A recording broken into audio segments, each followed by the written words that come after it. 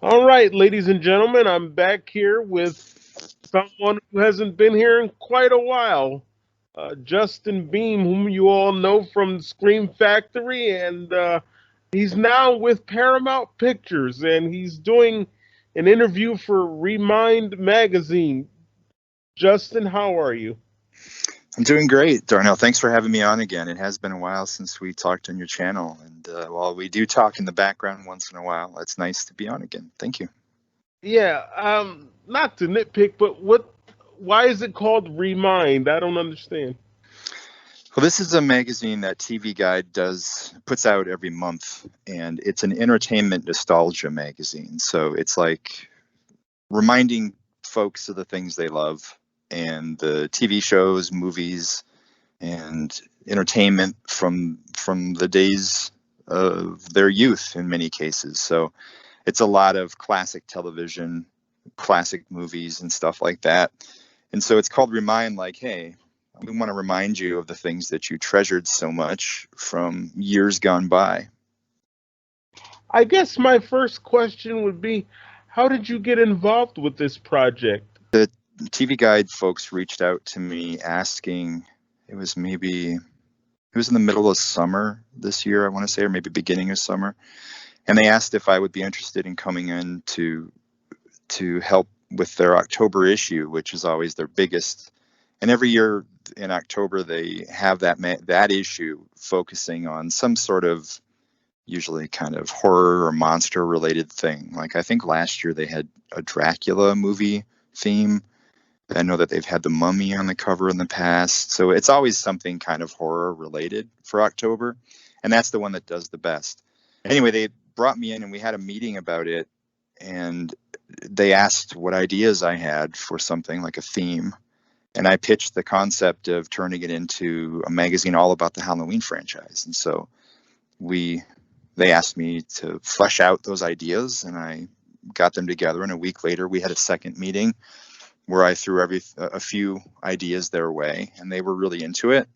And then I pitched the idea of having these all written by people who are from the heart of the world of horror. So journalists, filmmakers, and I mean, these are all people that I know, friends of mine, people that I really respect the work from, but folks who are somehow tied directly to Halloween through what they do. And they thought that was a nice angle. And then that gave me, I mean, so anyway, we greenlit the whole thing. And then we started having weekly meetings about it. I reached out to all the people that I had thought would be good for these different articles. And everybody that I talked to was so excited to be a part of it because nothing like this has really ever been done. And so it was a unique opportunity to write for an audience that was larger than just a genre base, if that makes sense. Like for me, I've written for all these horror magazines like Fangoria and Famous Monsters and all that. But this is a general audience kind of magazine because this is at CVS and Walgreens and Walmart. And so it's a more, it has a wider base of people who pick it up, but also it's not it's not me writing or any of these folks writing for a horror audience, which is a unique opportunity, I thought, to be able to consider a different approach to this kind of material that isn't so inside, if that makes sense. And I think that that appealed to all the writers and contributors and participants that I reached out to. Who have you interviewed? Can you name some of the people? Well, yeah, I mean, the magazine actually lands this week on newsstands. Pre-orders were through the website, which is halloweenremind.com. They started landing, I think, maybe last week in people's mailboxes. So this thing's definitely well done and coming out now. I interviewed John Carpenter, a new interview on Halloween 78 and kind of the legacy of the franchise. And then I interviewed David Gordon Green on Halloween 18 and Halloween Kills, so we could tie it into that. But the staff that I brought in Anthony Ferrante, and these are all, like I said, friends of mine. So Anthony directed and wrote all of the Sharknado films, for example, but his background was in journalism. He wrote for Fangoria for a number of years. And so he was excited to return to doing some writing because he's been directing for so long now. And he interviewed Tommy Lee Wallace on Halloween 3. So he has a piece on that. I have, Jerry Smith did a piece that was sort of an overview on each film in the franchise. Heather Wixson interviewed Nick Castle on Being the Shape. And then we had, the list is long. I also interviewed Michael Dougherty, who's the director of Trick or Treat and Krampus. I'm actually working on the Krampus Blu-ray right now, and so he and I were teaming up already. And he happens to have his office in the Myers house in South Pasadena. So I interviewed him about that. Yeah, interviewed him about that. We got a photographer out too. We got some great shots in there of him inside there. And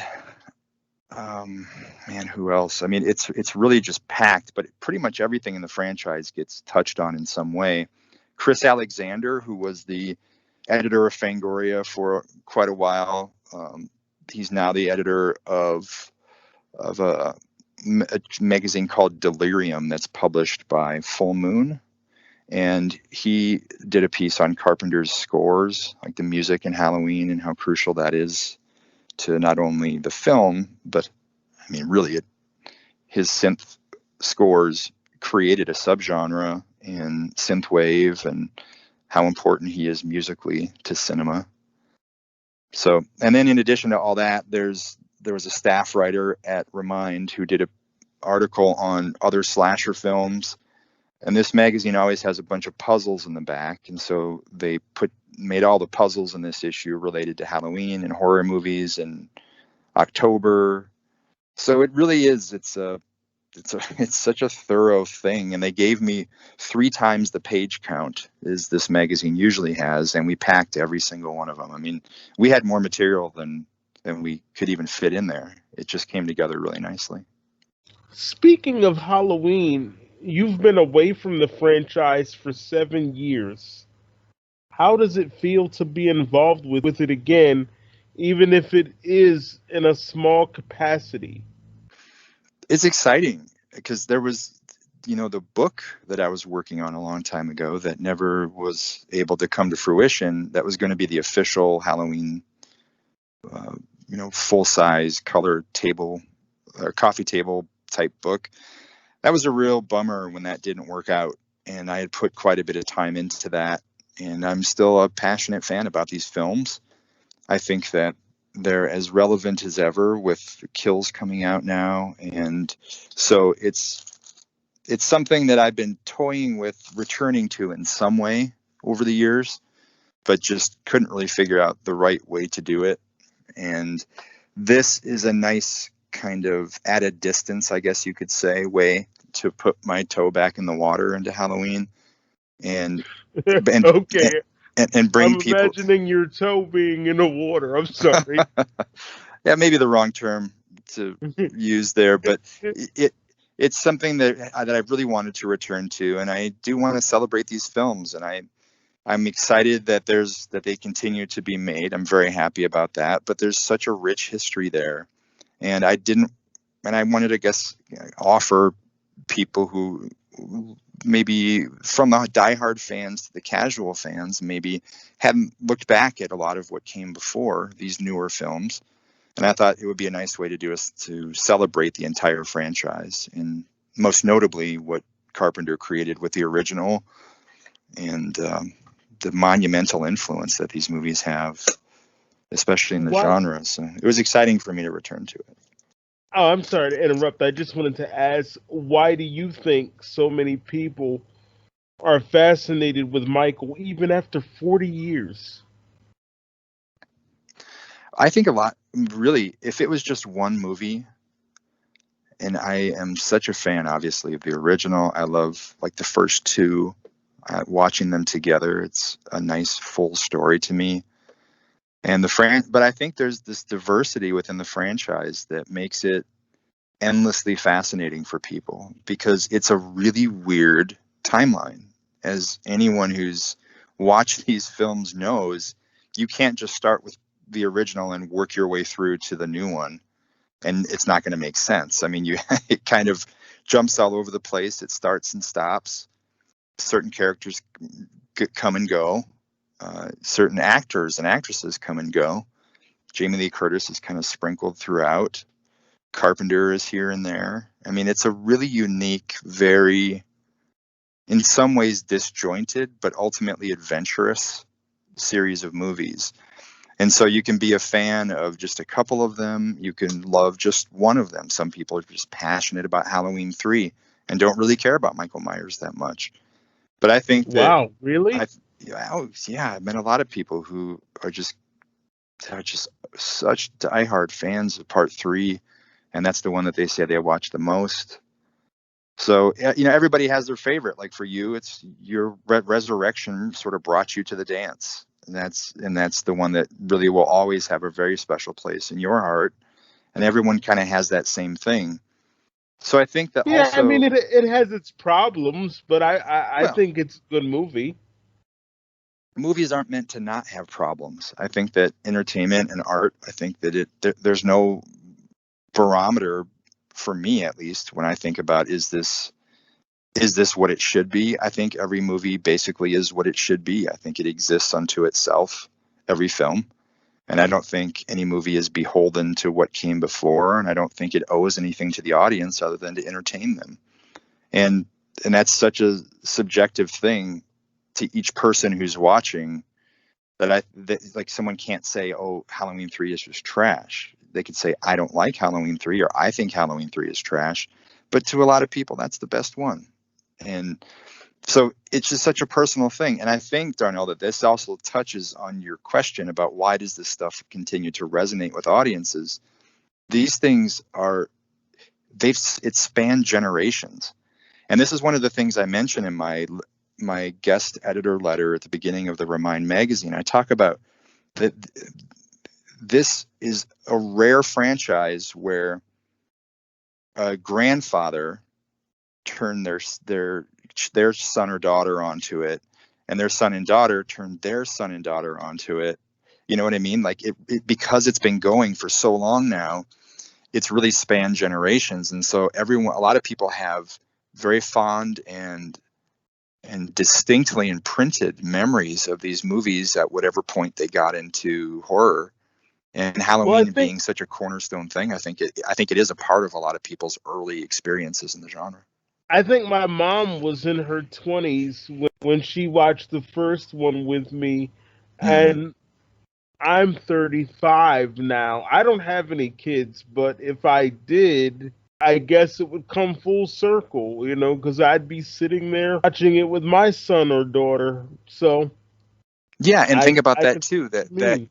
That your son, I presume these films will continue in some way. So if you have a son or daughter or whatever, then they might have a brand new one that came out that gets them into it ultimately, or something that they, I mean, it everyone had a point where they stepped into it, and I think we hold on to these movies because it's also a series that hasn't ever really dipped down into self-parody, or it didn't get too goofy. Michael never went to space or anything like that. It didn't get too silly.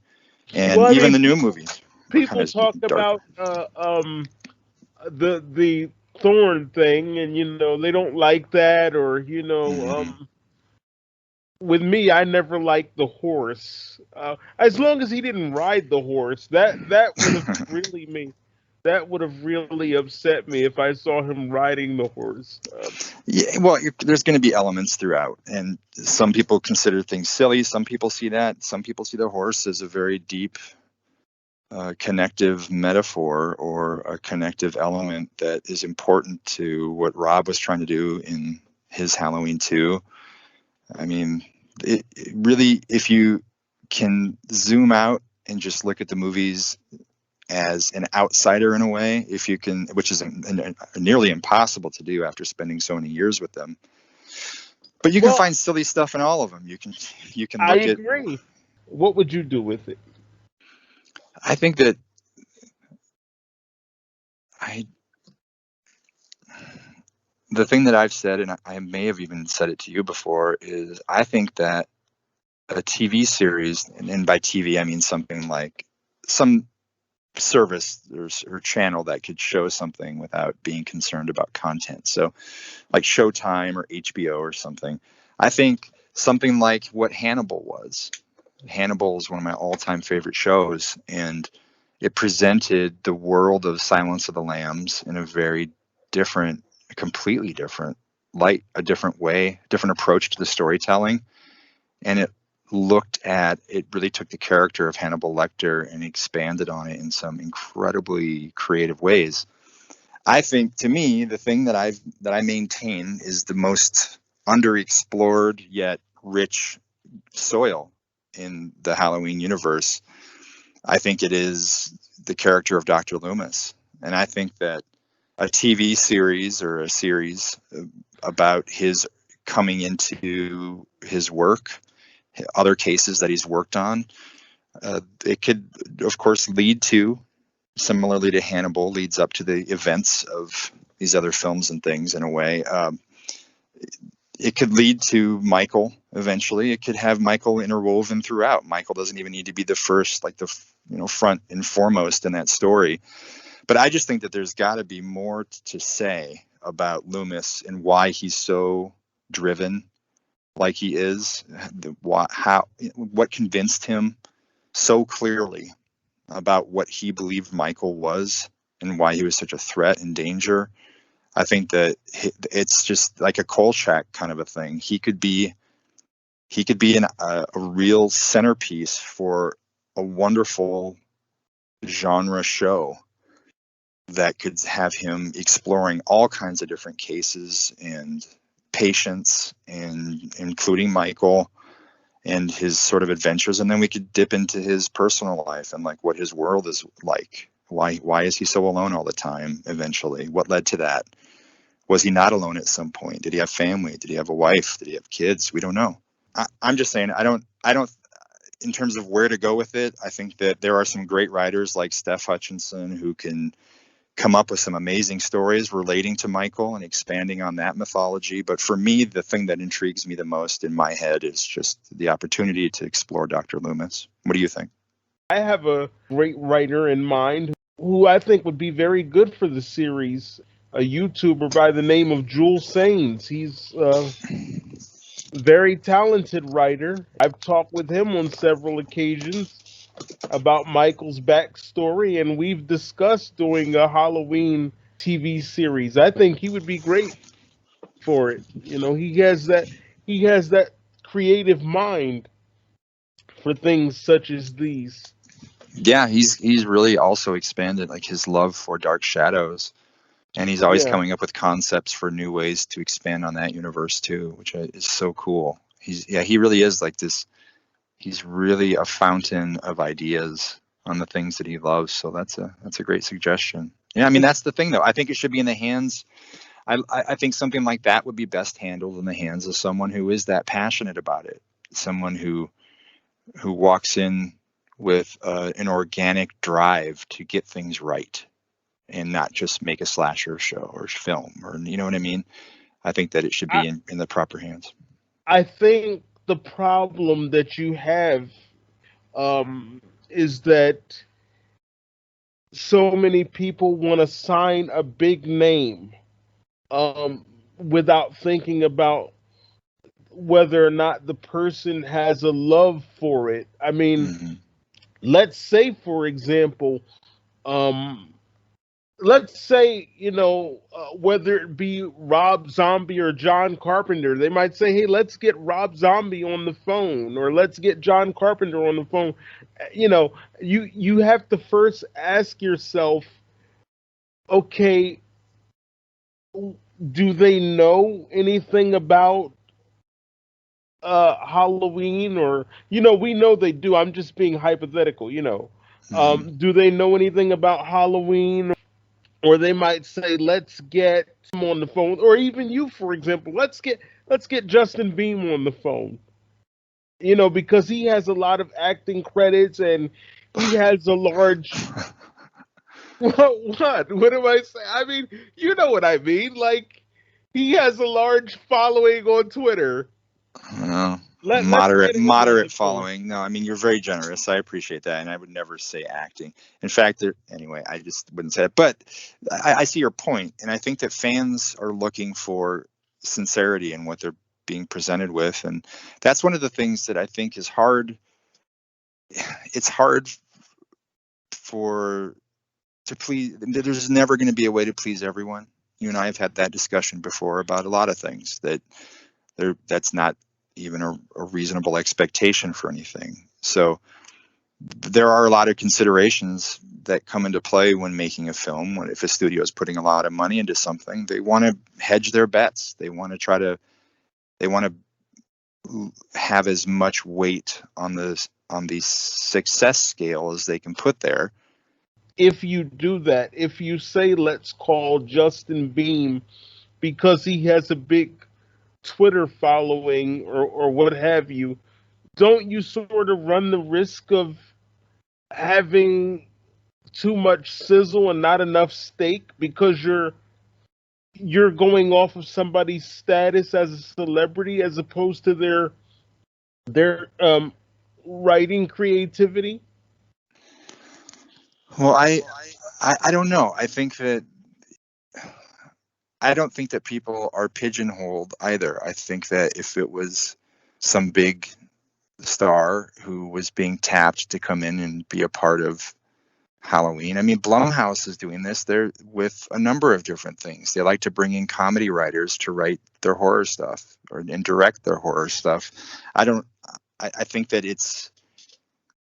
I think that any good writer, any good filmmaker can make a good film out of what they're handed. I think that they can work with what they've got and do their best. Now, that doesn't mean that the end result will be a success in everyone's eyes, but I do know that I have, I mean, in my many, many years of interviewing people about movies and being close to projects and films and things, I have yet to meet anyone who has at least admitted, hey, we just showed up to set to sort of to get a payday here.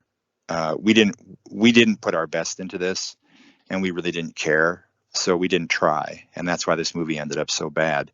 I'm sure that probably exists, but most people that I've met associated with any and all sides of film production, they walk in there wanting to do their best. So if you're hired and you're a celebrity, you can't help the fact that you're a celebrity necessarily, but that doesn't eliminate you from being potentially, at least, a great contributor to the story, to the mythology of whatever franchise or whatever film. And just because you're good at comedy doesn't mean you can't be good at horror, and vice versa. So I just think good storytellers are good storytellers regardless of the subject matter. And that's what I always hope is going to be brought to the table with anything that I'm going to see.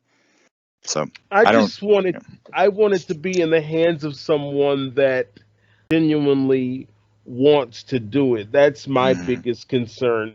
sure. Because I love the franchise, I love the character, and I want Hmm. it to be taken care of. That's Sure. my only concern.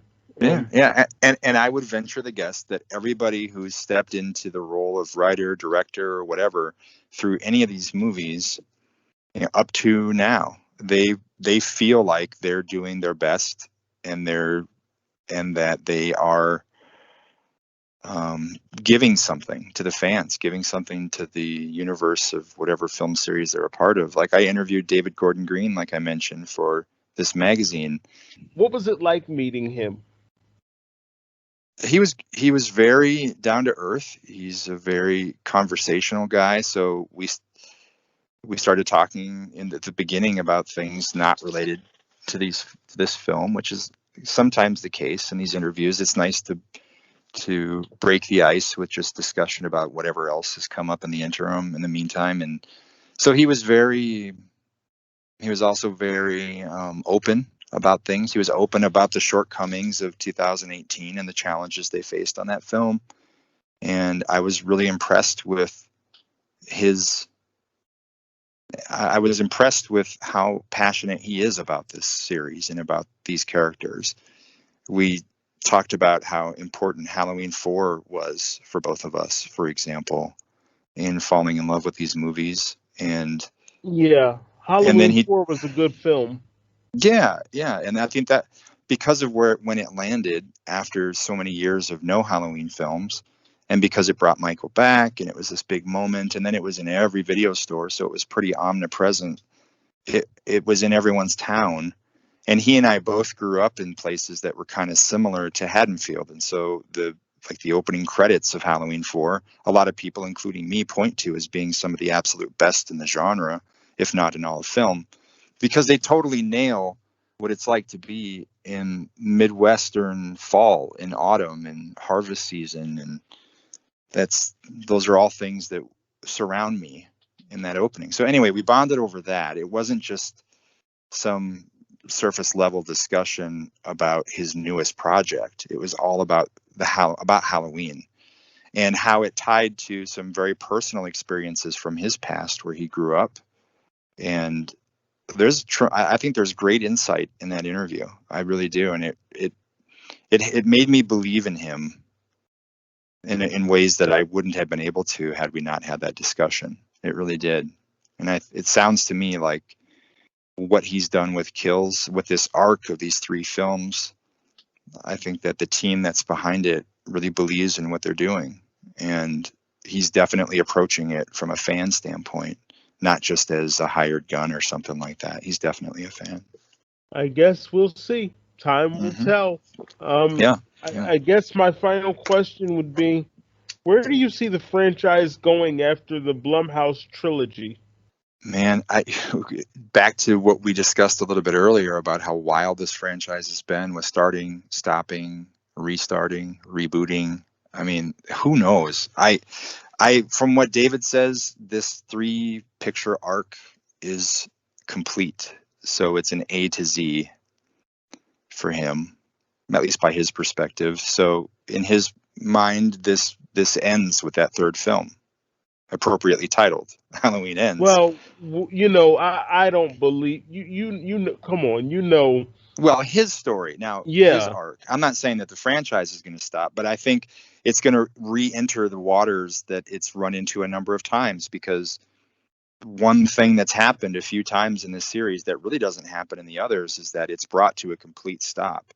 Because if you look at, after part 2, even, it was thought that Michael was done. Michael was, after part 1, really, but after part 2, it was thought that Michael was done, and no one near it was wanting to make another films or focusing on him until years later, and with part 4, and so it had to come back. So it was kind of reborn in part 4 in a way, and then it was reborn again with H2O, and then it was reborn again with Rob's 2 movies, which were another A to Z. So it had to start again somewhere fresh after Rob's movies, and it did, picking up after the original. So who knows where it could go next?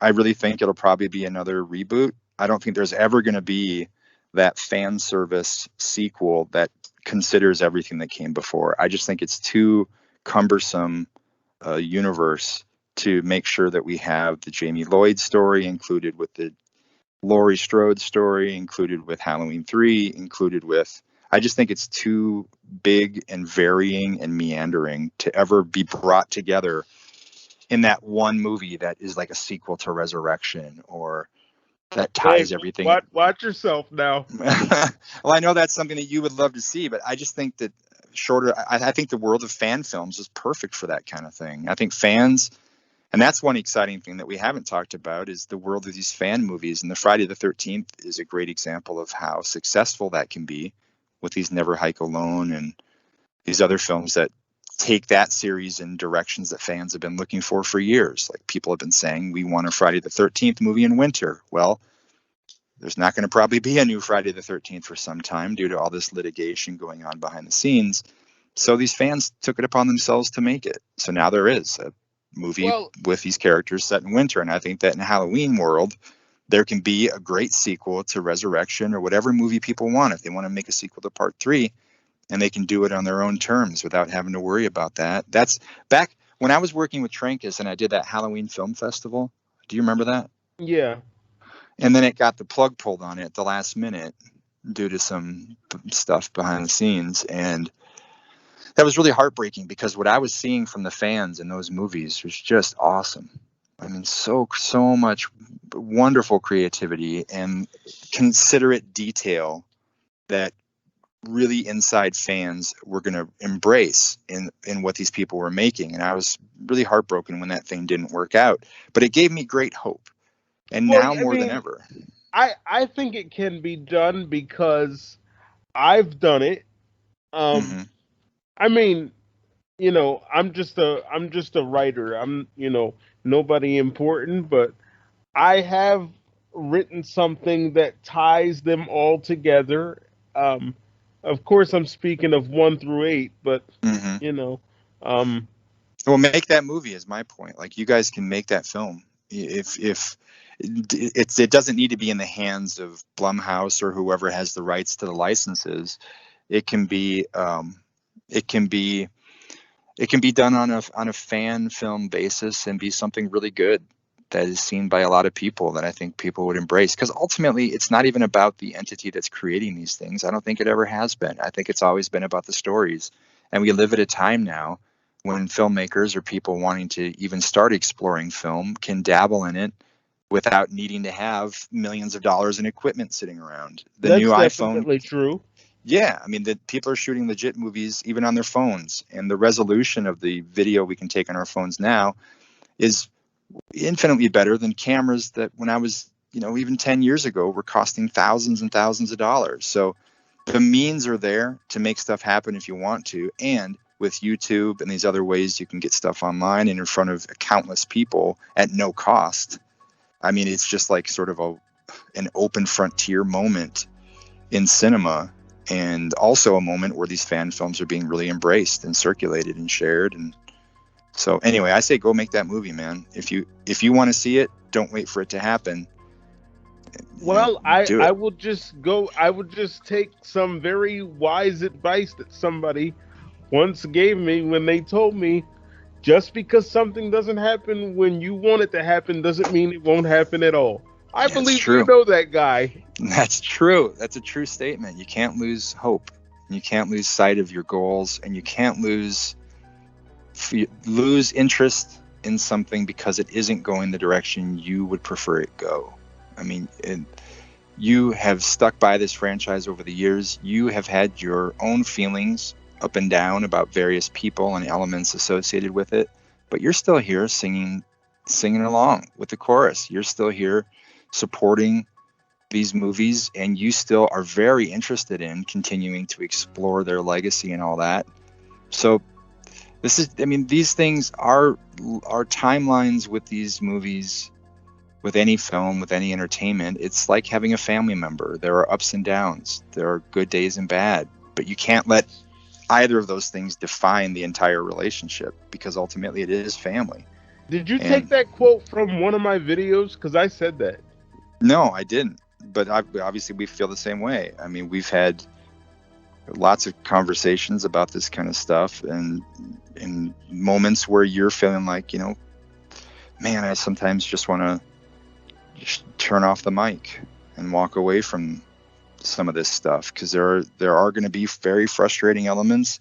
There's going to be failures and there's going to be successes, but the successes don't taste as good if you don't know what the failure feels like. That's And true. so you know what it means to score a big interview with someone when you've been turned down by 5 other people. I can tell you, on the same day, I was working on Eight-Legged Freaks. Are you a fan of that film? Do you know that movie? I have not seen it yet, believe it or not. But go on. Well, that's not that surprising. It wasn't. I don't think it was a real big hit. But anyway, it's like this spider film, and it stars David Arquette, who you and Hmm. I may have come up. He might have come up historically when we'd gotten to some wrestling talk or something. But anyway, David Arquette's in this movie. So on the day that I heard back from David Arquette's people saying that he was not interested in participating in that release, I got off that call. I was like, oh man, he's kind of the heart of that movie. He's the lead, and I was so bummed that he wasn't interested in taking part. And then a couple hours later, I get a call from Martin Scorsese on a project that we were working on, and he's enthusiastic about how the edit's going and stuff. So it's like,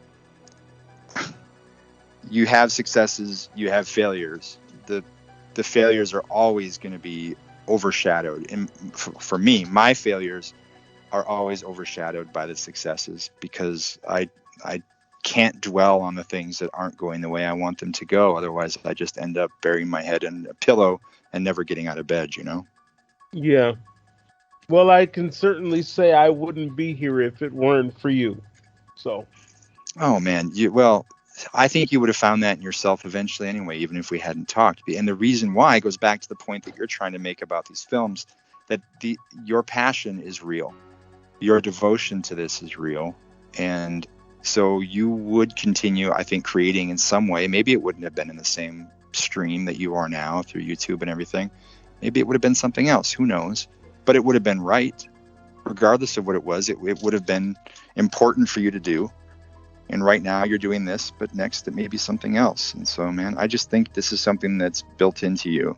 And don't underestimate the power that it has in your course in life, because it's gotten you here and it's directed you so far. And I can only see that continuing. So just keep it up, man. well, I want to say thank you for being here, and even thank you to David Gordon Green. I don't know if he's going to ever hear this, but to anybody that continues Halloween, whether I agree with the storyline or not, I mean, it's always a good thing because they're keeping the franchise going, and I certainly hope to put my feet in the water someday or put my toe in the water like Oh, you yeah. said earlier. Yeah. But again, I can't thank you enough, and as I said, if it weren't for you, I wouldn't be in this field or whatever you call it. I wouldn't be here interviewing people. Oh man, well, you're doing a great job, and keep it up. And I'm always here to support you, man. Ups and downs, it's a family thing, but I'm always here for you. Well, thank you again for being here for ReMind Magazine. How and where can they get this? Well, it's in stores, Barnes and Noble. I mean, I think most pharmacies and stuff, you can usually find it, but for sure Barnes and Noble anywhere it lands this week. But also you can go to HalloweenRemind.com and you can order it from there, and they'll ship it right to your house in a nice envelope. Maybe you can give me a link and I can put it in the description box or something. Everybody, I want to thank you for listening to this interview with producer writer Justin Beahm of formerly of Trancas Films and currently Paramount Pictures. How are things going there before you go? Is everything going good? Oh, it's awesome. Yeah. I mean, I continue to produce for Shout Factory and some other labels like Vinegar Syndrome and Shockwaves and some others, Arrow coming up soon. But Paramount's been wonderful. Paramount's been amazing. Have you heard anything about Beverly Hills Cop or anything like that? Not really. I mean, Paramount did a whole series as part of Eddie Murphy films as part of the Paramount Presents line, which is where a lot of the things I've been working on are. Like Breakdown just came out with Kurt Russell. Mommy Dearest is one that came out recently. Bugsy Malone just came out. That's one I did. Golden Child, that's also part of it. So they did 48 Hours, and I think maybe another 48 Hours, Golden Child, and a few others. So you never say never. It certainly might happen at some point. I'm not on it right now, at least, and I haven't heard of it happening at the moment. But Well, I think if I were to do one of these Halloween films, with all in all honesty, and I hate to say this because they say a man isn't supposed to cry, but if I ever got that call, I think I would become really emotional and probably start crying because then I would say my life has come full circle. Yeah. Well, because I watched it with my mother, and now I'm doing one of these films. So, yeah, that'd be amazing. Well, I hope you have an opportunity, and if nothing else, I mean, man, you are contributing to the mythology. You are contributing to the fan universe with what you do now, and I think that the concept you have for the sequel that you want to see, I think, is a good one. We've talked about that before, and I really implore you to try to find a way to make that happen. So you have that experience. So you can, I mean, just imagine being on the set of a movie and seeing Michael walk out of the dressing room or whatever with that mask on, and there's a character standing in the room with him saying your lines. I mean, Yeah. that's powerful, no matter what, no matter how it's happening. That's why I say I think the fan films are just as legitimate. It should be considered just as legitimate as anything studios are putting out, because for all the reasons that we've discussed. But I would love for you to have that opportunity, man. I really would, and I hope that something like that happens. But don't forget what you are contributing now, because it's extremely valuable, and it's really and it's a consistent voice in a world that lacks consistency. Well, thank you, and thank you so much for being here. Thank you to David Gordon Green and all these other guys.